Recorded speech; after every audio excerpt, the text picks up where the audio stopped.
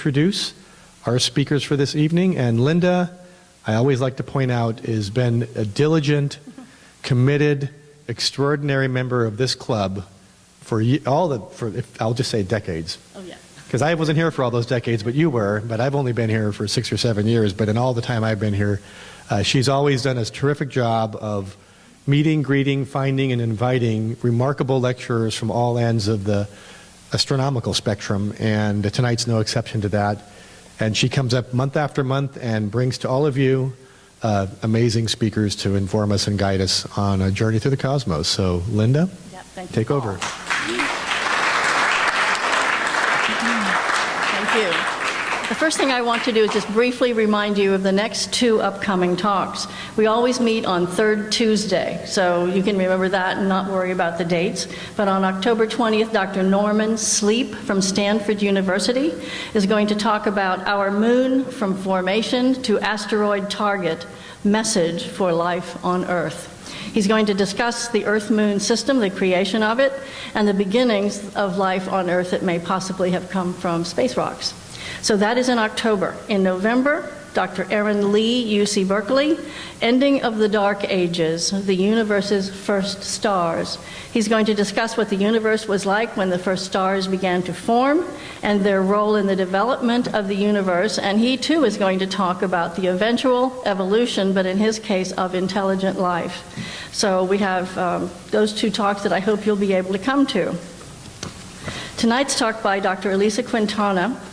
She received her Bachelor of Science in UC San Diego, where she became interested in space research while working with the former astronaut and physics professor, Dr. Sally Ride. I was pleased to see that. After college, she worked 2 summers at the NASA Academy program at the Goddard Space Flight Center.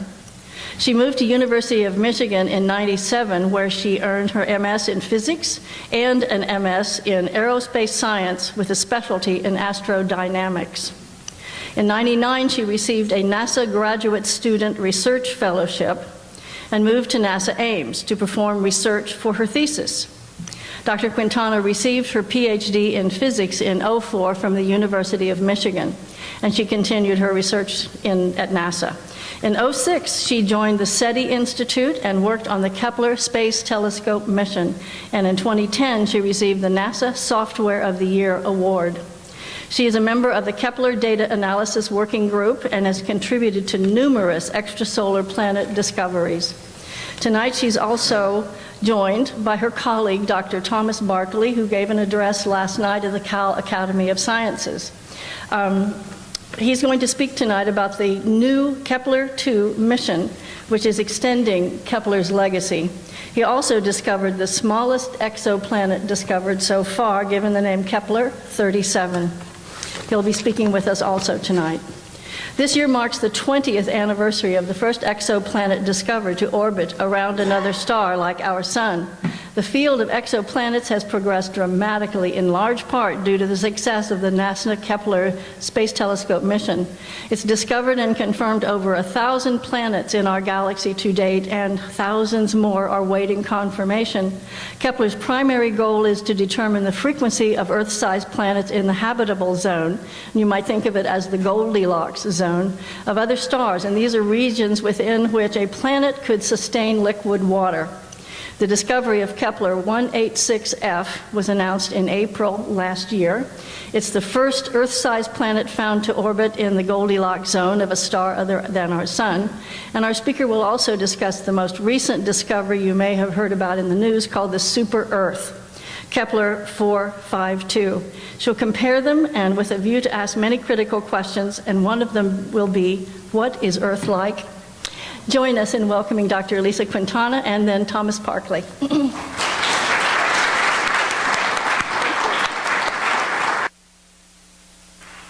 I got it from here.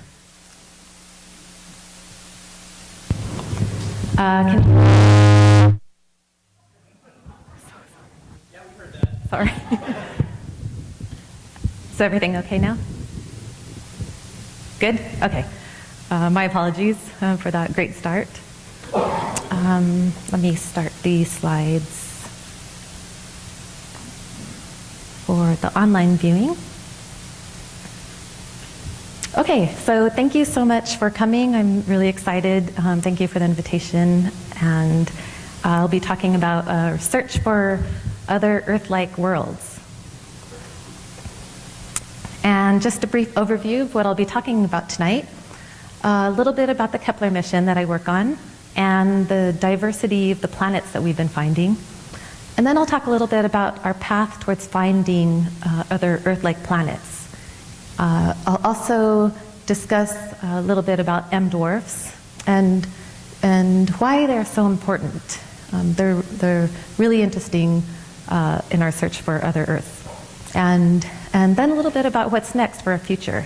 And Tom Barclay will give an extension of this talk and talk about the new Kepler K2 mission. Okay, so NASA's Kepler mission, you might have heard of it. It's a space observatory. It's NASA's first mission to look for Earth-sized planets around other stars.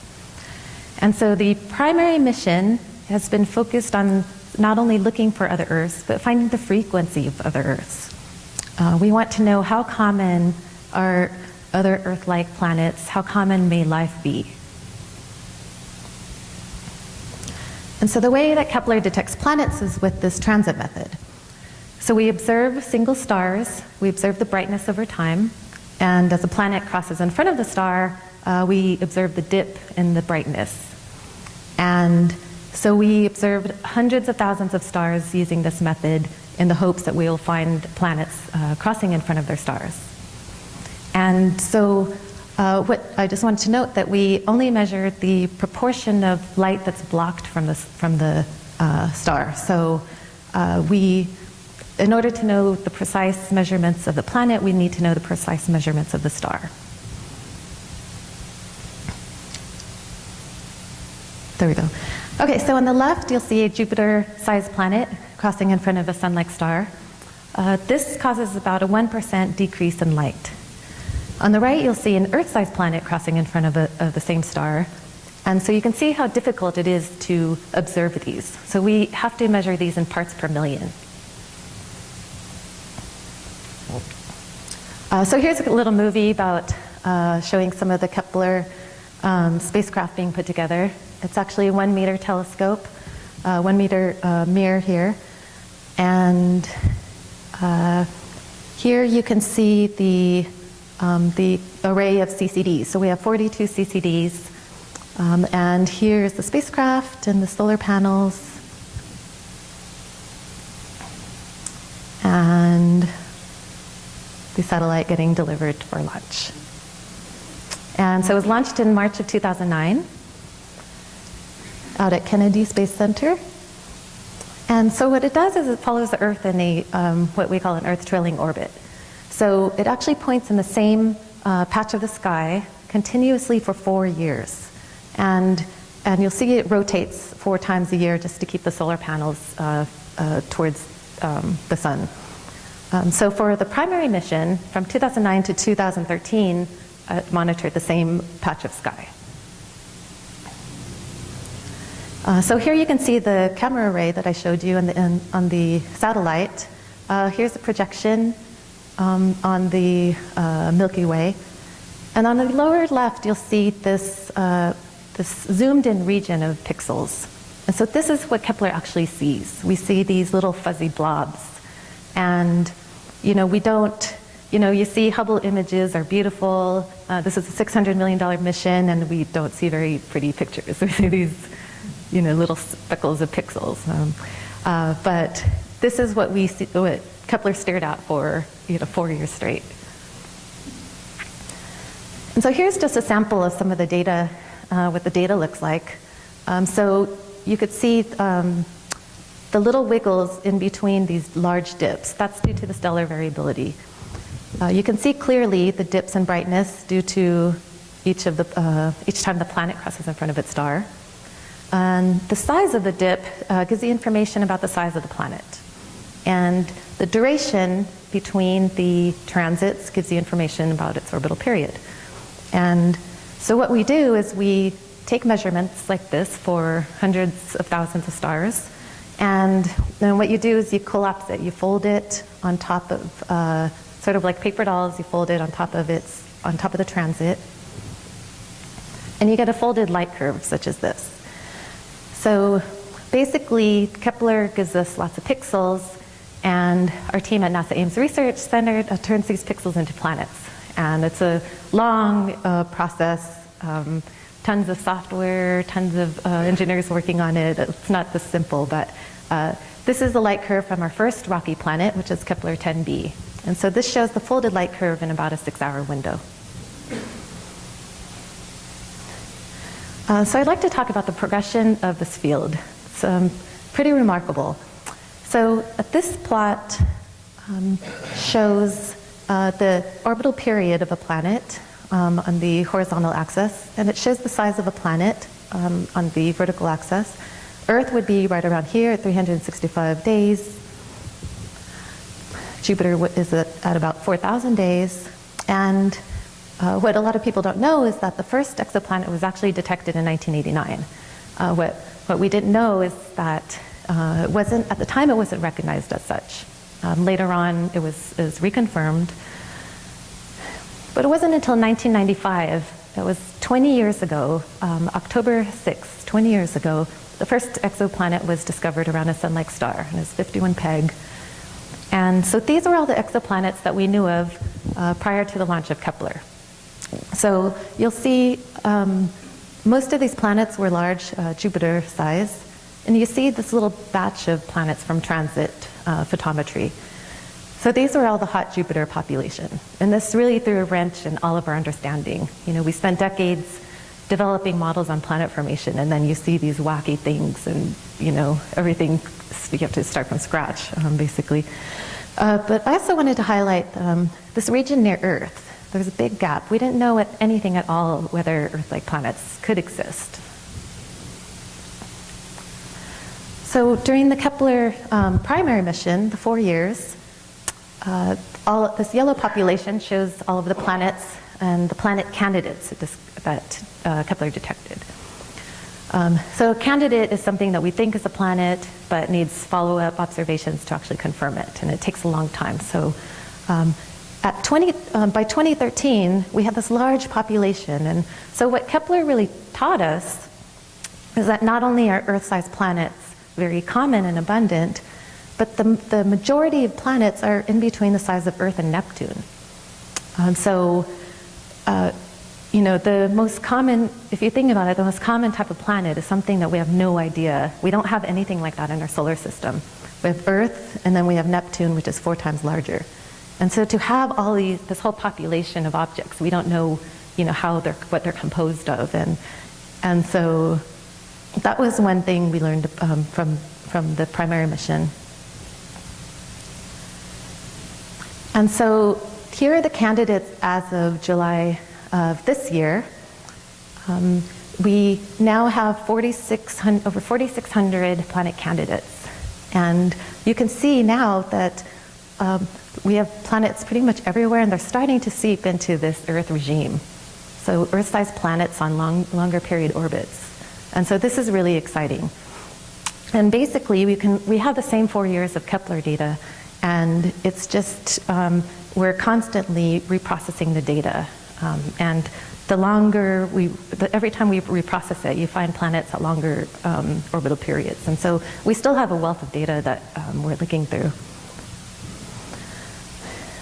So just to highlight some of the diversity that Kepler has shown us, we have over a dozen planets found to orbit 2 stars. We found planets in star clusters, so this is really interesting. We found really small planets. This is the Kepler 37 system, which Tom discovered and we'll probably talk about. And so you'll notice that it's smaller than Mercury. It's almost moon-sized. And so this really shows how well we have pushed our detection limits. It's truly remarkable.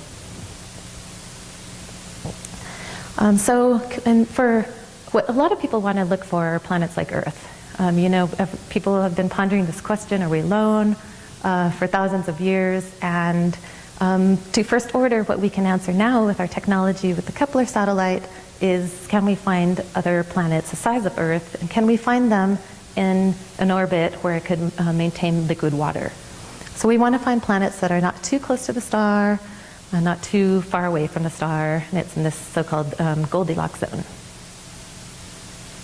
We also want to find planets that are the size of Earth, and that's because planets like Jupiter are too large, they hold on to too much gaseous envelope, and it's hard to have a rocky surface. When you have planets that are too small like Mars, there's not enough gravity to hold on to an atmosphere, and so there's this balance of in between. So in our path towards finding other Earths, Kepler hit a few milestones. The Kepler 20e system was the first system of Earth-sized planets found. So we found Earth-sized rocky planets. However, they're very close to their star, so they're far too hot to have any life on it. Kepler 22b was an exciting announcement. There was a 2 Earth-sized planet found in the habitable zone of another star. So this showed that we do have planets that are somewhat small in the habitable zone of stars. But it wasn't until April of 2014 that we found Kepler 186f. And so this is the first time that we found the combination that we wanted. We found a planet that's within 10% the size of Earth and orbits within the distance where it could maintain liquid water on its surface, given it had a proper Earth-like atmosphere. So here's an artist's concept of Kepler 186. I wish I could tell you this was a photograph, but it's unfortunately something that artists at JPL created. And so this was a milestone for us because it was a proof of concept. We could finally say for certainty that there are other Earth-sized planets around other stars. This is no longer in the realm of science fiction. We know these planets are out there. And so now we want to find more. We want to find out how common they are. And here's the actual data of Kepler 186f. Each panel shows the folded light curve for each of the 5 planets in the system.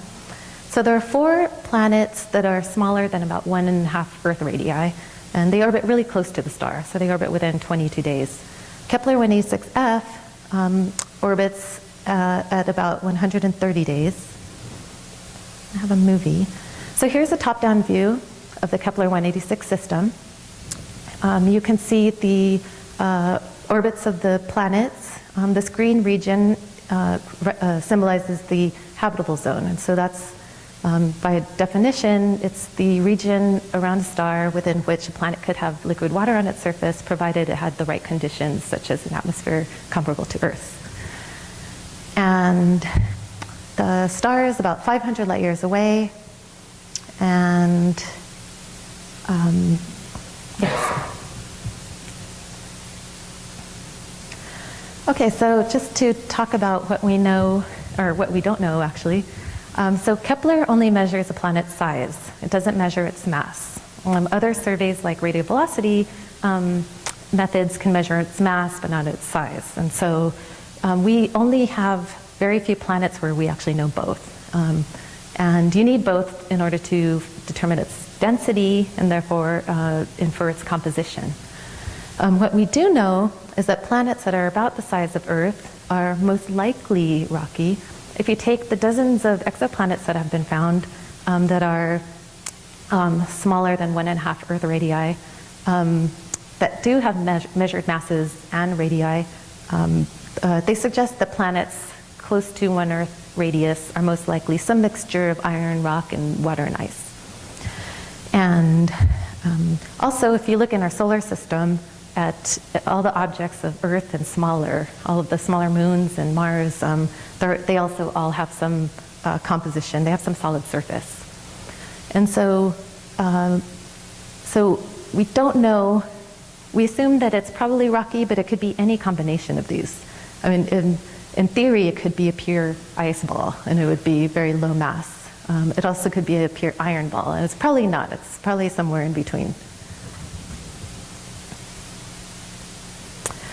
Just a few brief slides on planet formation. So, you know, one of the first things we asked is how could these planets form? these like very small rocks so close to the star. And so just a quick overview.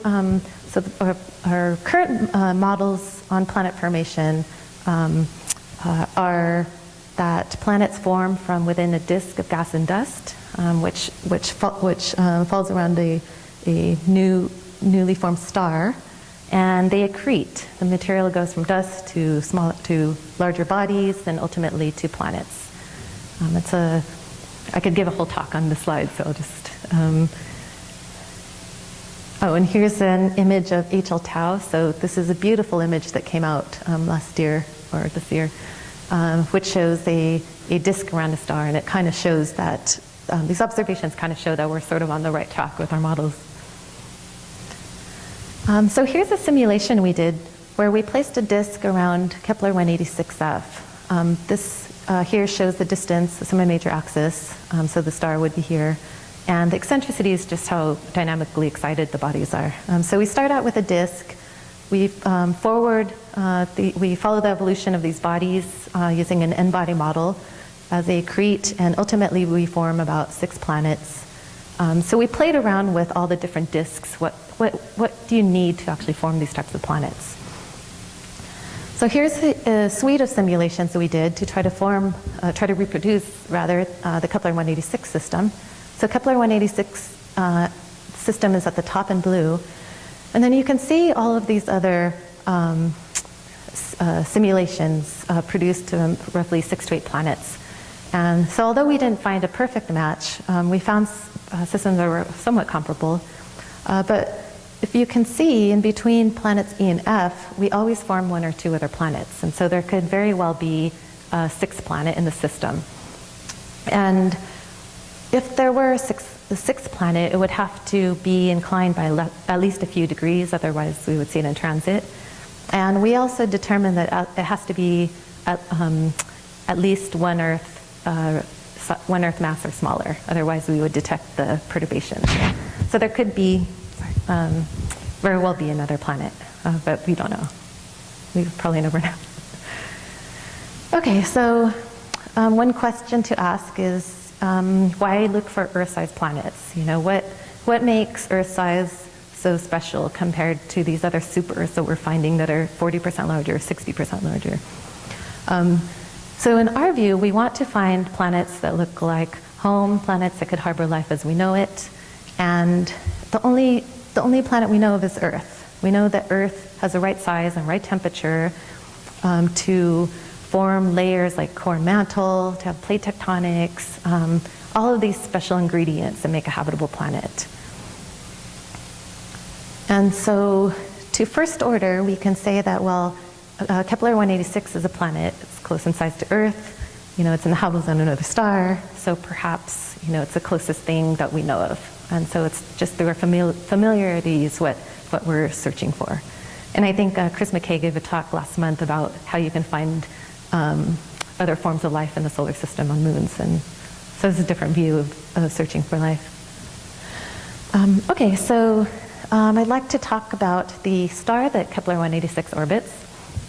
And so on the left is the sun, on the right is an M dwarf. So Kepler 186f orbits an M dwarf. So it's a star that's cooler and smaller than the sun.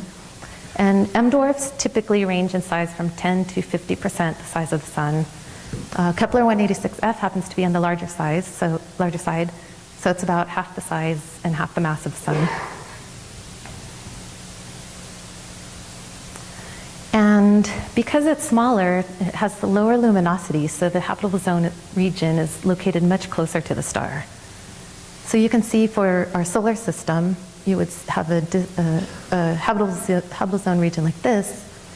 And then around a cooler star, it's sort of like a campfire. When you have lower heat, you have to get in closer to sort of fill that warmth. And so it's a whole scale down system.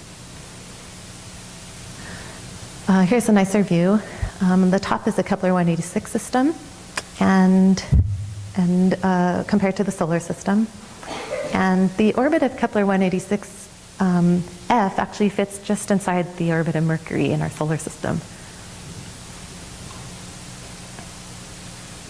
Okay, so a few words on why M dwarfs are so important and interesting.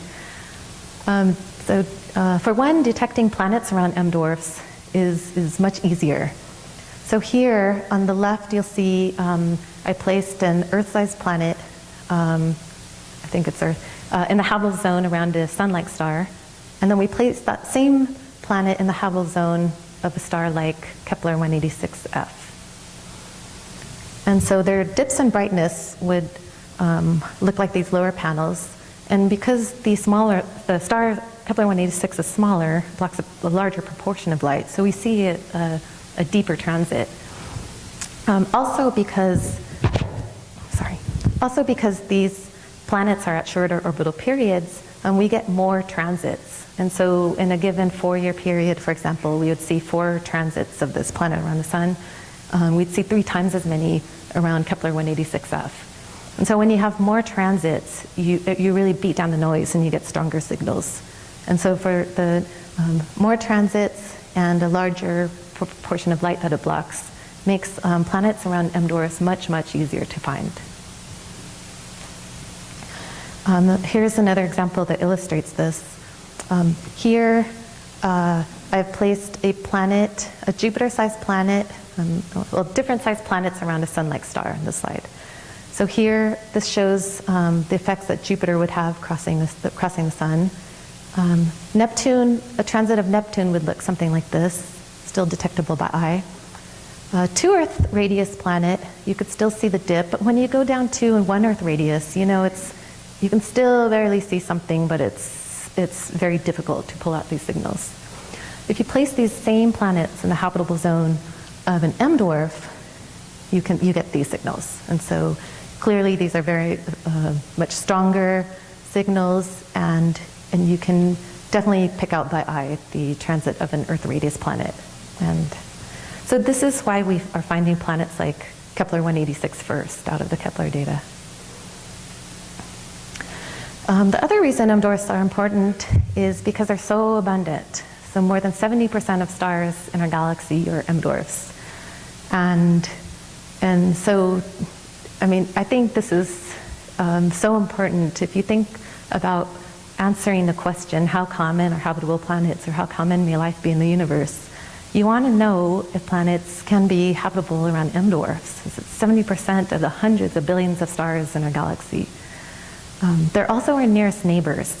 And so if you go out into the sky and you look up, and you probably know this better than I do, most of our nearby stars, our nearby neighbors, are M dwarfs.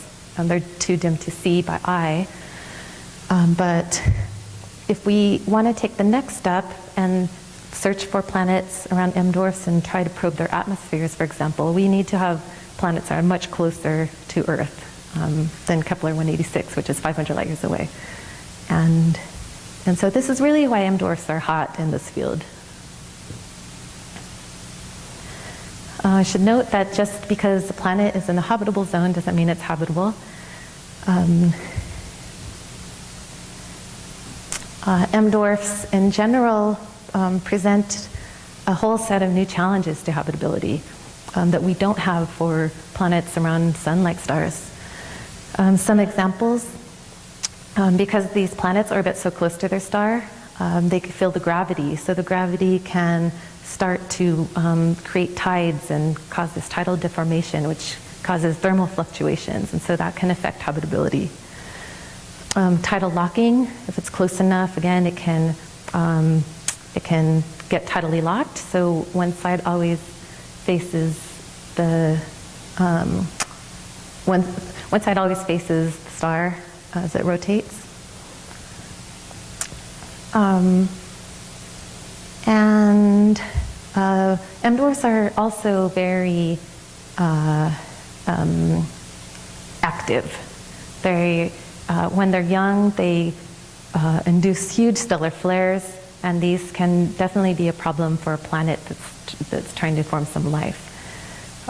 It usually happens early on during when M dwarfs first form. They have these wild bursts of flames, and so you have to wonder, well, if a planet is there, can it survive this initial period of UV radiation? High-speed impacts. So I showed you earlier some of the planet formation models. And what happens is when you go to shorter orbital periods, you have higher speed collisions. And so if you form a planet and you're constantly getting bombarded by high speed impacts, then you have the threat of losing atmospheres and oceans. And so all of these are really interesting areas of research that we need to pin down in order to say anything about whether planets can be habitable around these stars. So dwarfs also emit in the infrared. So any living organisms would have to adjust. I put this here. Humans can't see in the infrared, but given an infrared camera, you can see something like this. I like this image is the puppy, and then you also see where the puppy was laying an hour earlier because it's still warm. And so there's all sorts of crazy things you might see on these worlds. Photosynthesis would also be possible. They would also have to adapt, and plants on these planets might be black or murky yellow. So life would definitely look different on these planets. The stars would look much different in the sky. Here you see the sun. This is Elisa 581, but something like Kepler 186 would look similar. So you'd be on your planet and the star would be about 30% bigger. Also, if you were on, we calculated, if you were on Kepler 186f looking outwards, you could see Kepler 186e in the sky. However, it'd still be a point source, sort of as we see Venus.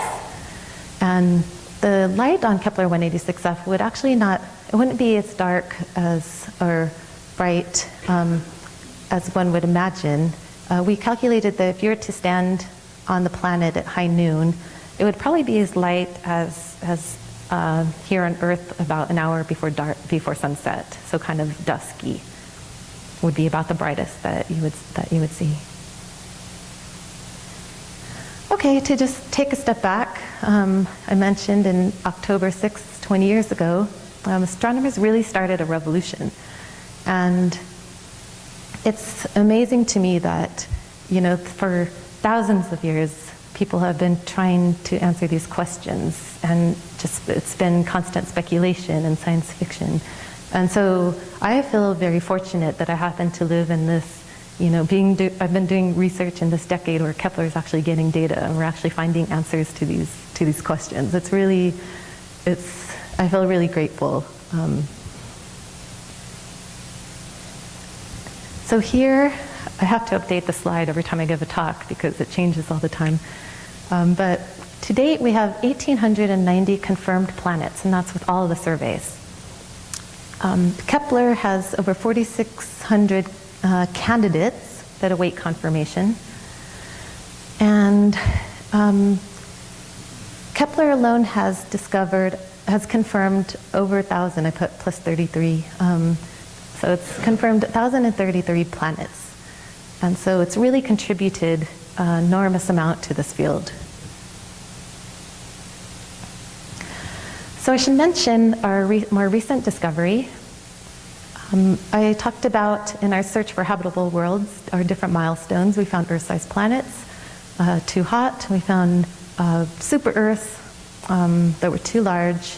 Kepler 186f is the right size. It orbits an M-dwarf. So we still need to figure out the challenges to habitability for these types of planets. Last July, Kepler 452b was announced. And so this was really exciting because this was the first super Earth found to orbit in the habitable zone of a sun-like star. So it's showing that we're finding these smaller planets on these more distant orbits. It's another milestone towards our goal of finding the true Sun-Earth analog.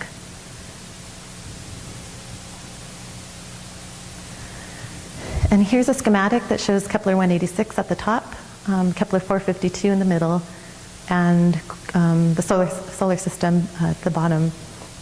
And so it's really interesting to think, so for Kepler 186f, we have all these problems to solve about the star. With Kepler 452, it's around the right star, but we don't know about super Earth. We don't know if this is 60% larger than Earth. So we don't know if a planet that's 62% larger might be 5 times as more massive, we don't know if it can still form cores and have all these qualities that make a planet habitable. So these are all right steps in the right direction, and there's a lot of research interesting research that still needs to be done to solve these problems. And especially because M dwarfs are the most abundant stars in the sky, and super Earths are the most abundant planets that we're finding. So we really need to figure out these habitability issues. And to put things into perspective, I showed this earlier, I believe. This shows the Kepler search space. And so you can see out of the whole Milky Way galaxy, it really only monitored a small fraction of it. And so if we're finding thousands of candidates just in this region, and we're only finding those that actually transit in front of the star, you have to think that other Earths are abundant. Well, I think you should. And here's sort of a roadmap of the exoplanet missions to come. Hubble and some Keck contributed a lot towards confirming exoplanets. There's Kepler K2, what Tom will talk about next. Then TESS is set to launch in 2017. It's a transiting exoplanet satellite survey, and that will be searching for planets around our nearest M dwarfs. And JWST is NASA's great big observatory. I think it's set to launch in 2018, and that will have a goal of trying to probe the atmospheres of planets that we find with missions like TESS and K2. And so it's really exciting that in the next 10 or 20 years, and hopefully in my lifetime, that we might be able to actually probe some atmospheres and detect some biomarkers that could be signs of life. We might, in our lifetime, we might be able to answer the question, is there life beyond the solar system? And that is really exciting. So this field is obviously great to work in. It's just so much data that we have now that we're still searching for, and so much to look forward to.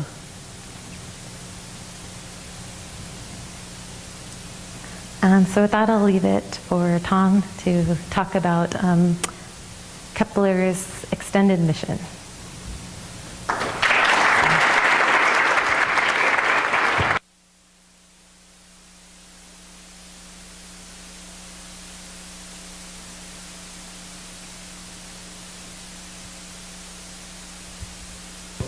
Clear the closer a planet is, the faster it'll go around. Mm-hmm. Does the mass of the planet affect, like, let's say 2 planets are the same distance from the same size star? Does the mass of the planet affect how fast it will go? Or is that a combination problem? Well, it's Kepler's third law. And being a physicist, I should know the answer. A little bit.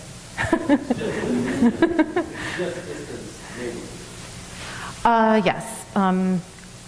I think the equation is like period squared is proportional to I shouldn't say this because I'm being recorded. It definitely, the closer in you are, the faster you'll go around. And it's Kepler's law that does the sweeping areas. I'm happy to answer more questions, maybe when Tom's, sure. I'm happy to answer them now. So, one thing that we've learned from Kepler is that there are a lot of solar systems that are entirely unlike our own. All of us who grew up with Star Trek and everything just assume that there are all of these other life forms out there. Do you think there's any chance that we might discover that our solar system and our planet are actually unique and this is it? Yeah, so what I study on the side, so I work on Kepler looking at data, but my main research is in planet formation. And so when I showed you these N-body models that show how planets form, I just showed you a sample of 6. What that really shows is this planet formation process is really chaotic. And so what I'm working on with Tom right now is we're simulating planet formation around the sun, and we'll run 150 simulations, and maybe we'll get a couple that look like our solar system.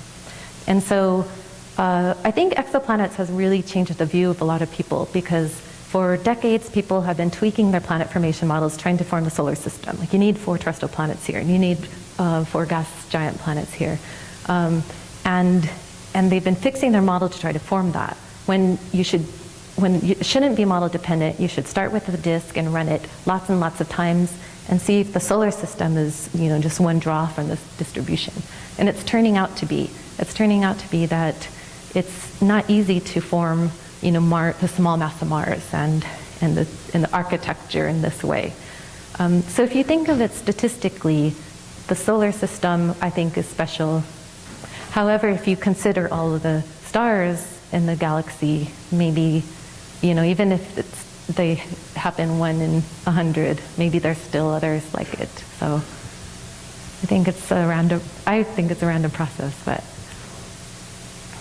that makes sense. Just a quick comment, and that is also that not only is it a certain distribution when you form the planetary system, but then afterwards it can evolve and interact with other places.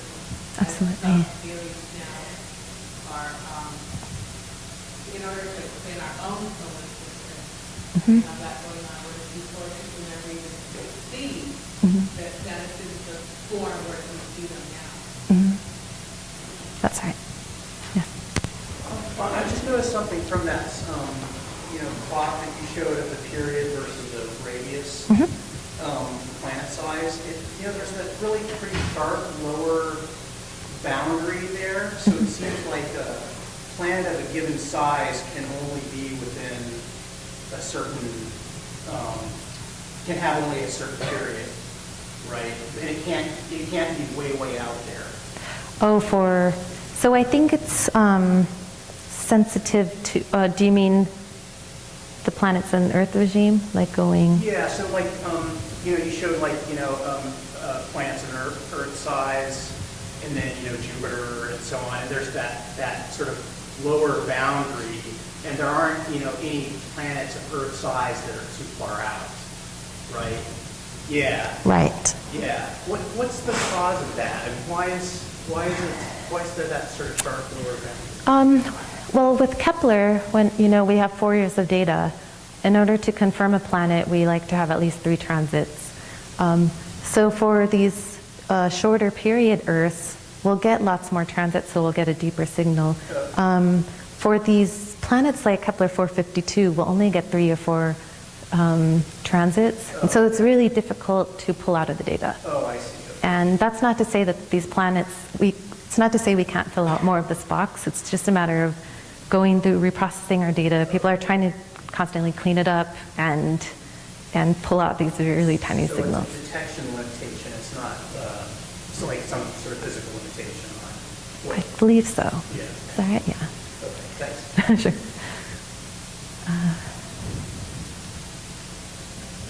Sure. Go ahead.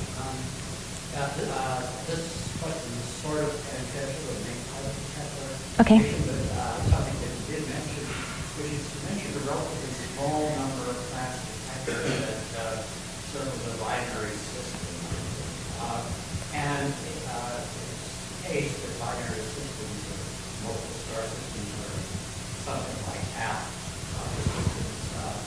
in the galaxy. Then why is that number so low? Is it that it's less probability of planets forming there, and or does it have to do with the species of the data that they're not likely to be Earth-like planets, or something? Well, with the circumbinary planets, I think it was sort of a surprise because, one, we weren't even sure that disks could form around the binary in that fashion. For planets circling one member of a star with a stellar companion, we don't have the full statistics for that, and part of the reason is when we look for planets, we try to find some that don't have a nearby stellar companion that could dilute the signal or that could mimic a transit. And so I think there's still a lot of research that people could do to look at the planets that we've actually found and to look to see if they do have a stellar companion that's at some distance, like in 10s or 20s of AU, that could actually affect it. You know, if they're like thousands of AU, it's essentially like a single star system. But I think it's a project that people are still working on. Is that right, Tom? So I don't have the answer to that, but I agree that if most stars are in binary star systems, you want to believe that they can form around, you know, one component and not have the companion affect the occurrence rates so much. So, but I just don't know the answer. Yes. Is it known if there's any exoplanets around Alpha Centauri? So Alpha Centauri, there was a planet reported around Alpha Centauri b in a very, very tight orbit. However, there's been some controversy. Some surveys, some radial velocity surveys can't find it. Some people can't reproduce the signal. And so it's a little bit questionable. There's also been some Hubble measurements of Alpha Cen, and a hint of another planet was found, but no one knows. It wasn't definitive. But there's actually a space mission design at NASA Ames Research Center called ACESat, and it's a group that's trying to develop a direct imaging satellite to just focus on Alpha Centauri and to determine definitively if either of those stars has a planet in the habitable zone. And so I'm really excited about it. It's just in the phase where it's trying to get funded. Because it's sort of like, well, do you want to spend all this money to answer this question that's a yes or no question? Does it have planets or not? And so trying to justify the value of a null result is sort of what's hindering the project. But I'm hoping it'll go forward. Yeah. Gus in the back.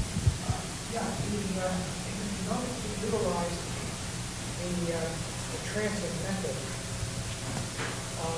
our ecliptic has to be fairly little close to the plane of the orbit of the star. But that seems like a very low probability. I wonder what the percentage of that is compared to all the different planes that well, for one, the closer a planet is in, there's a higher chance you'll see it transit. Overall, do you know the answer? Just for random orientation. So I guess, as Tom says, you have about a 1 in 200 chance of seeing a planet transit if you assume there's a planet around all stars going in random orientations. So that's why we look at 100,000 stars in the hopes of getting a subset of those that have transiting planets.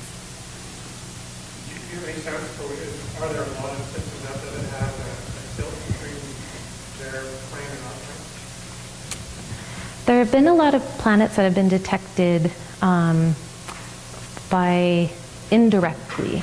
So if we have a system where we see a planet in transit, you can figure out if there's other planets in the system by seeing if they induce a measurable tug, for example, or if they change the timing of the planet. It means that there's something tugging on it. And so there are definitely misaligned systems. I don't know how many. Do you know how many? So there are a lot, but we don't have a full census for that because we don't see these indirect methods in all our cases. Well, so Alison mentioned you were studying exoplanet chart, which of them are indirect and don't require ecliptic to align between our solar system and exoplanets? Oh, well, radial velocity will measure the star as it moves forward and backward. It'll measure the Doppler shift. And so that's just getting light from the star. Microlensing is where a planet will will lens a star. So there are these sort of chance events. So they're all unique. With microlensing, you have to look at a lot of stars because you need to find one that's going to eclipse it. But that's probably the only one that's similar to transit photometry. And it's why we only get the radius with this way. And so we depend on other surveys like radial velocity to get other types of measurements, like they can get the masses. And did that answer? I guess in the Knowing that there are organisms on Earth that can exist in very extreme temperatures and hostile conditions, what was the original reasoning behind looking for an Earth-sized or similar planet to Earth? Was it in order to narrow down the choices, or was it to look for a planet that could be habitable by humans? It basically depends on what we can detect. So within our solar system, you can try to find these life in extreme environment examples, in the ices of some of the moons, or something that we can actually go and observe or detect. With exoplanets, we really can only detect what's on the surface. We can detect what they call biomarkers. So, well, in theory, we can detect if a planet is found to have an atmosphere and has a certain amount of oxygen or methane, for example. There are certain signatures that represent life forms. That there are certain signatures that only life could reproduce, and so there very well could be different kinds of life on these other planets. And who are we to say that we should only find life as we know it? But it's only because that's all we could detect. We want to find a planet that's sort of like Earth, that might have an atmosphere like Earth, and then something that we could detect some forms of life. And so that's our mindset with exoplanets.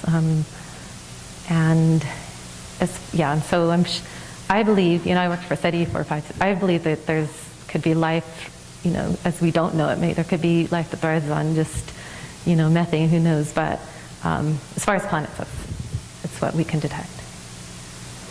Yeah. So I have a question regarding that deployment a project called the Stargate that is to identify exoplanets. Is that supposed to help identify other white planets in bigger stars, such as our own, or I guess what is the end result of what you want to see from that project? I'm not so familiar. I know that they're designed to block the starlight, and I don't have much. I don't know that method. I know there's currently some methods being proposed for next generation telescopes. But yeah, I'm not so familiar with the benefits are with that specific technique. How far away from Earth are these planets, these exoplanets? Are they the closest? So Kepler 186f is at about 500 light years away, and all of the Kepler planets are pretty far, in somewhere like in the 50 to 500 light year regime. Is that right? So there aren't that many within like tens of parsecs. So it's pretty far. It's too far to do any real good follow-up, unfortunately.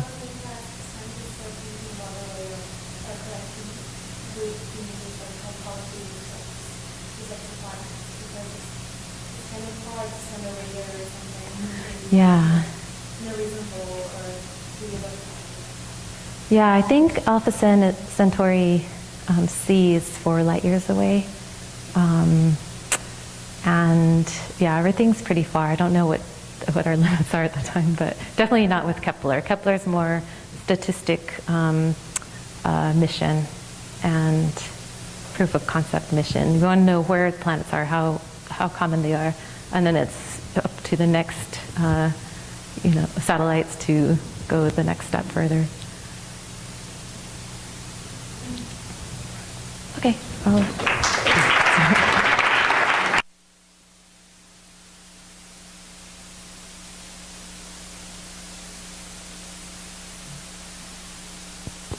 Okay, I think this is working. Fantastic. So earlier this evening I was having dinner and I was asked if I would say a few words about what K2 is, and unfortunately I had some slides together from last night, so I'm happy to talk about that. So many of you will know that and you just heard that the Kepler mission lasted from 2009 into 2013. The reason it stopped in 2013 is because the spacecraft broke, very simply. The way we point a spacecraft is using something we call reaction wheels. Reaction wheels are big discs like this, and they spin really fast. And by spinning these, you keep the spacecraft rigid, and you can change the pointing by spinning the wheels at slightly different speeds. So you have several wheels, you spin them, and you can move the spacecraft around in space, and you can keep the pointing tight. And when the sun blows its stellar wind at you, you can react against that and keep your pointing precise.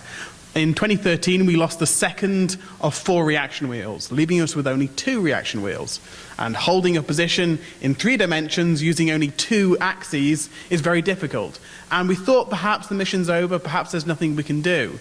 But we spent the next few months putting together a mission concept and working out a way to point the spacecraft precisely in order to continue the work of Kepler, but this time in a new mission. And this new mission we called K2. One of the stories people ask is K2 stand for Kepler 2? Well, perhaps. But the way I like to think of it is that while Everest might be the world's highest mountain, more people have died climbing K2.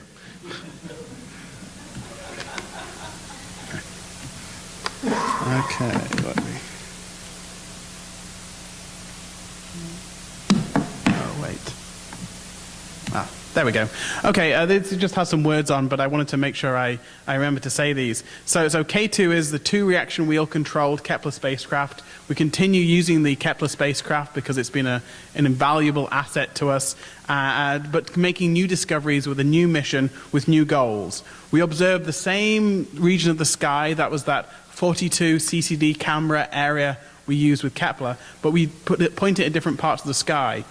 At a part of the sky we call the ecliptic. This is the plane that has the Earth, the Sun, and most of the planets in it. We observe an individual field for about 80 days and then move on to the next field. And the difference between Kepler and K2 is that Kepler has a very strong goal. Kepler knew what it is. It has a goal. It's to discover planets like Earth. For K2, there's actually no strong mission goal. We do science that the community thinks are interesting, the scientific community. And this does everything from things inside our own solar system to the most distant galaxies. This is just one image showing you how we point the spacecraft. This is the magic. This is the literally $1 million idea that kept us going. What we do is we point the spacecraft flat against the sun into the ecliptic plane. You angle your solar panels so they point towards the sun, and your spacecraft looks symmetric to the sun. So when the solar wind blows at you, you control your up and down, your pitch, and your yaw, your side to side, using the 2 working wheels. And then the third axis that isn't controlled is roll. This roll around this bore sight. This image here shows you looking down the barrel of the spacecraft. But by pointing this symmetric face, you minimize the roll. And so you finally balance your spacecraft. You have 3 axes. You're using the sun to control the 3rd axis, and you can continue your mission, continue precise pointing, but this time into the ecliptic and only for 80 days at a time. This allows us to do some new science we've never done before. So K2 isn't Kepler, but worse. It's a entirely new mission with new science that it can do. This is just highlighting some of the things here. This is showing a different part of the sky from where we've looked before. This is the Rho Ophiuchus star-forming region. It's a beautiful region of the sky that many people will have looked at with their own telescopes. This is our image here, and you can see here in the center this beautiful Rho Ophiuchus region. This is some Kepler data here that I colored red to make it look pretty.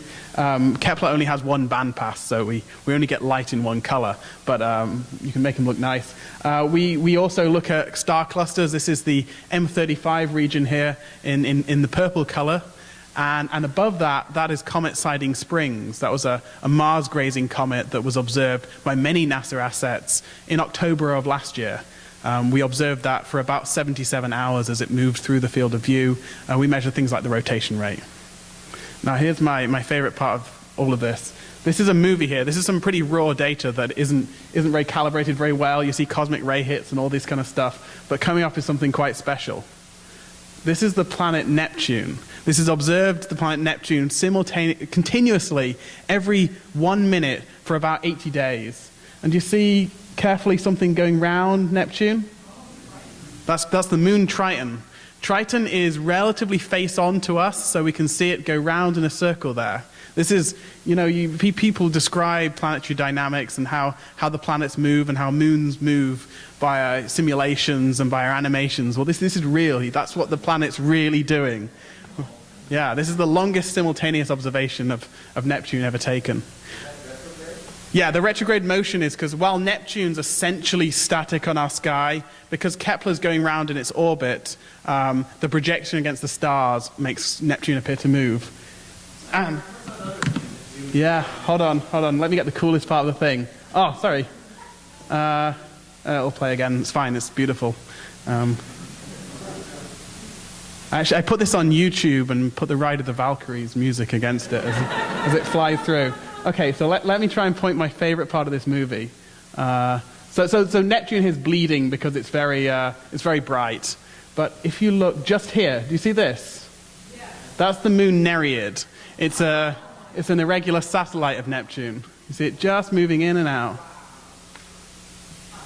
So we can do things like measure the rotation rate of Nereid.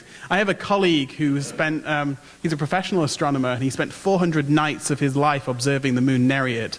And in 80 days, we beat all his observations he's done over his entire career. And we can also observe other things in the solar system. This is a track, because we have to download all our pixels, whether the stars, the bodies move along. This is what the track that bodies take. So this here was an extremely faint trans-Neptunian object we observed, and you see it just moving here.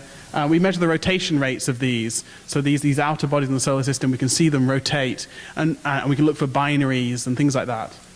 So this is a 23rd magnitude object we observed with our telescope. And you can see it, hold on, let me see. There, go up and down. Just about in the noise, you can see it go up and down. So with that data, we managed to measure a 30-hour rotation rate. So normally, for trans-Neptunian objects, you can't measure rotation rates of more than about a day. And that's because from Earth, you have the day-night cycles and you lose the information. But because we can continuously observe, we can measure rotation rates that are longer than that. This is the Pleiades from Hubble. We don't normally show much Kepler data, but this is the Pleiades from Kepler. This is our CCDs just laid down on top. Now this is very new data. This data came out about a week ago, so it isn't properly calibrated, and you see lots of ugly smear data. But I wanted to show this because it's very neat. This is just zoomed in on that region.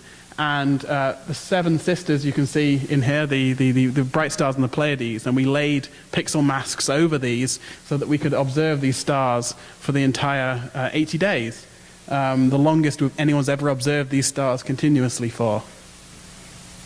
You can see that actually the little tweak that the stars are making is because while we control the roll pretty well, we don't control the roll perfectly. So the roll of the spacecraft rolls round and we reset it, and rolls a little bit and we reset it. But this is how they look.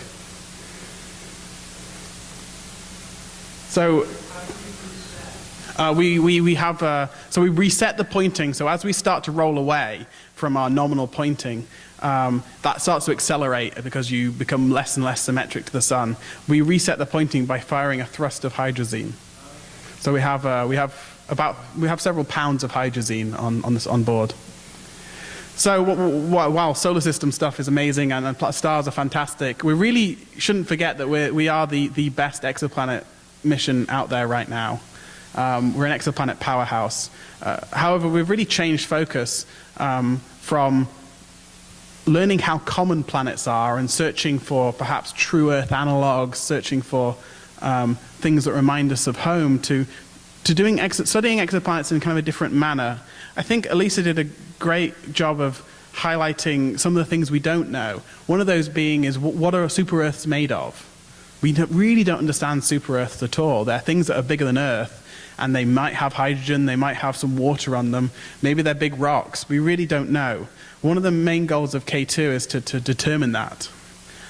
Secondly, we want to find more planets around these cool stars. We want to find more planets around M dwarfs. M dwarfs are exciting because James Webb can follow them up. James Webb can measure atmospheres from these M dwarfs, perhaps. However, we need some really good targets in order to study them with James Webb. James Webb's going to launch in 2018. Exoplanets makes up 1/4 of the time spent on James Webb, but unless we have fantastic planets to study, we won't be utilizing the spacecraft properly. So this here is I don't really like showing many graphs, but this is, I think, an important one. It shows density of planets going up on the vertical axis and radius on the horizontal axis. So these lines here are showing you lines of constant composition. So you can see we have lots of information about these planets in the region bigger than Earth. And as you move into the super-Earth regime, we have a few planets here with relatively unknown, big uncertainties. But all these planets are extremely hot. We have essentially no super-Earth-sized planets where we know the size and the density, and hence infer composition, that are cool. All of them we know are extremely hot. And the stars burn off a lot of the atmosphere, so they probably aren't good proxies for studying what temperate super-Earths are going to be like. One of the main goals of the K2 mission is to find more of these planets that we can study the densities of. Now, the reason why you can't do this with a lot of Kepler planets, this is the Kepler candidates here, and this is how bright they are in magnitudes. So this box here is where you can take radial velocity observations, and you can study the mass, and hence understand the composition. This is the region of super-Earths. This is the region that radial velocities can follow up. There's just a handful of candidates in this region. One of the things K2 is going to do is double the number of candidates in that region. This is the number of confirmed planets, which is even less. And this is so far with just 6 months of K2 data. We've already got one planet in that region and are starting to fill out that space. And we expect to double the number and really help to understand compositions of super-Earths. The other thing we want to do is to find targets for James Webb. The way James Webb is going to measure atmospheres is going to look for light shining through the atmosphere of a planet. We call it transmission spectroscopy or transit spectroscopy. So you see the planets are really small, or the atmospheres are even smaller. And the only planets that we're going to be able to do with these is super-Earths around M dwarfs, these cool planets. But these planets need to be orbiting stars that are nearby, our nearest neighbors. So this is just showing you a planet moves through across the face of the star, and from there you get a spectrum. A spectrum's got bumps and wiggles in it, and these bumps and wiggles tells you the composition about the atmosphere, whether the atmosphere has oxygen, CO2, carbon monoxide, water perhaps. And from that we can look for biomarkers and hopefully look for life. So this is the stellar temperature here. So these M dwarfs we look at are cooler than about 4,000 Kelvin. So they're this region, and this is the super-Earth region where James Webb's going to be able to do its science. So before K2, this is what we knew. We just knew of, a few dozen planets in this regime. And then in 6 months of K2 data, K2 is going to last several years, we double the number in that region. We're now finding targets for James Webb, and the first planets we'll probably find the atmospheres of are going to be K2 discoveries. So I just wanted to leave it perhaps with this slide as us looking through the atmosphere of Earth from the International Space Station. And one day we hope to probe atmospheres of other planets. Thanks.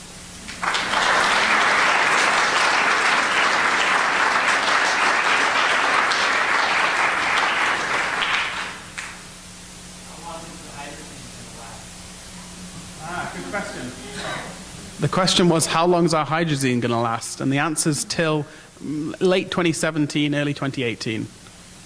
We have about 3 pounds of fuel left.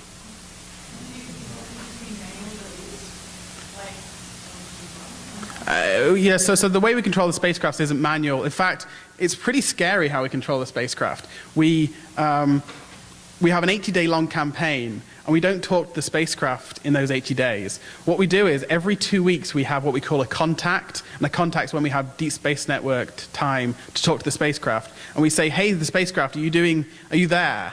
And if it doesn't answer, we assume it's fine. And if it answers and say, no, I'm in safe mode, help, then there's a problem. So we just got to take it on trust that it's not died, but died quietly.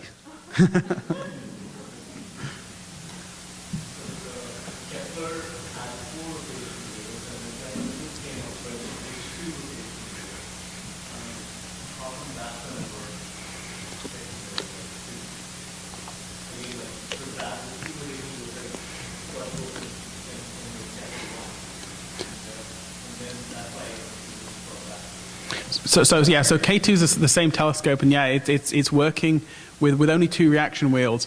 It's a very different mission from Kepler. We can't do Kepler's original mission. We can't look at one part of the sky continuously. That's just out.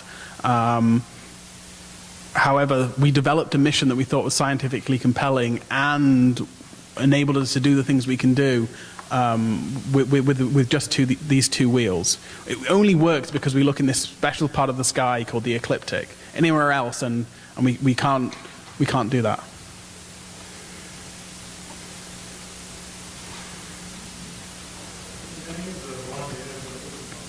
All data is available to the public as soon as it's processed by us. In fact, we don't do science on data until it's available to the public. A lot of us feel pretty passionately about open science and open data and open software, and we're practicing what we preach by not saving anything and keeping anything for ourselves.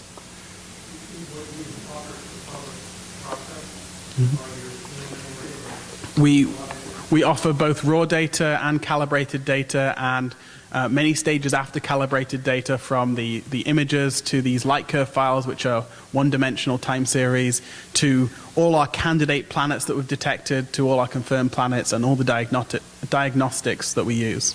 So all our diagnostic information we use to confirm planets, we make available to the public as well. Right at the back.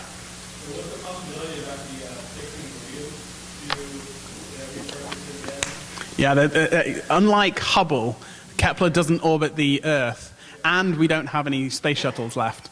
So Hubble was fixed at enormous cost. Kepler's about 0.7 or 0.8 AU away, so almost the same distance between Earth and the Sun. Because its orbital period's about 2 weeks longer than Earth's. Every year it lags behind Earth by about 2 weeks. So after 6 years, you're some distance behind Earth. You're probably better off launching a new spacecraft. And in any case, Kepler's really done most of its goal, and that's to tell us that planets are everywhere. Planets are ubiquitous in our galaxy. The next step is really to find our nearest neighbors and study them, and that's what NASA's doing as an agency.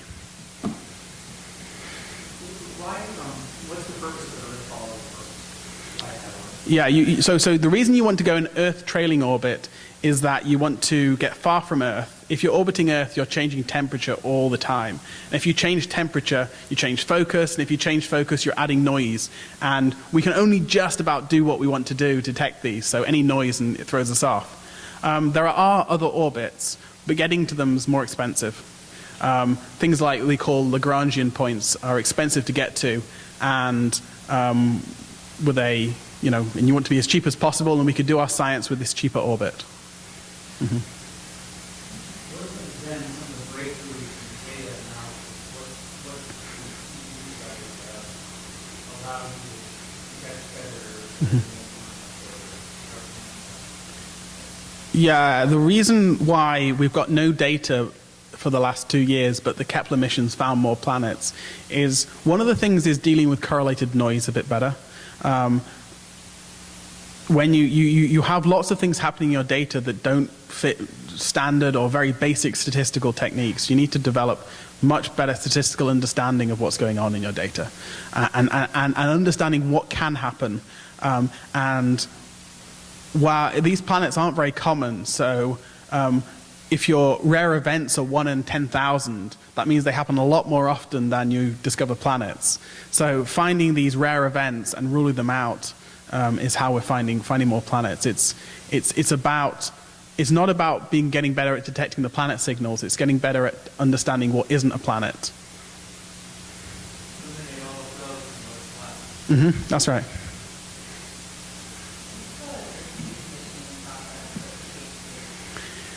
Yeah, that's so K2, because it's in an Earth trailing orbit, you don't have to deorbit it. As far as I know, and maybe there's some other thing that no one's told me, you just simply switch it off and let it float away, and it actually becomes lost in space much quicker than you'd expect. If you're not talking to it every few days, or at least every few weeks, you lose it because you lose its position. If you lose its position for just a few weeks, then its next position becomes more uncertain, then it becomes more uncertain, and you simply don't know where to look.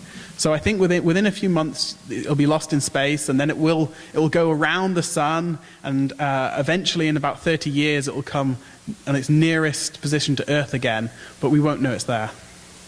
It's gone.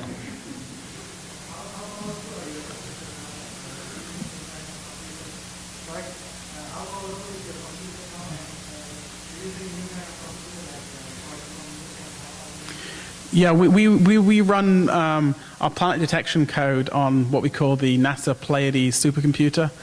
It's, I think, currently a top 10 world supercomputer, although we don't use all of it at once. So that's what we're running things on. We were running it on some local clusters, but we found we could run things a lot faster when we run it on a big supercomputer with a lot of cores. Ames actually does own a quantum computer. It took delivery of a quantum computer that I think Google purchased for it. We looked at using that, but in the end, it was much more effort to port the code to doing anything with that than it would be just to run it on a standard computer. Perhaps other questions might come up afterwards, but I want to thank Elisa. Thank you so very much for being in this talk.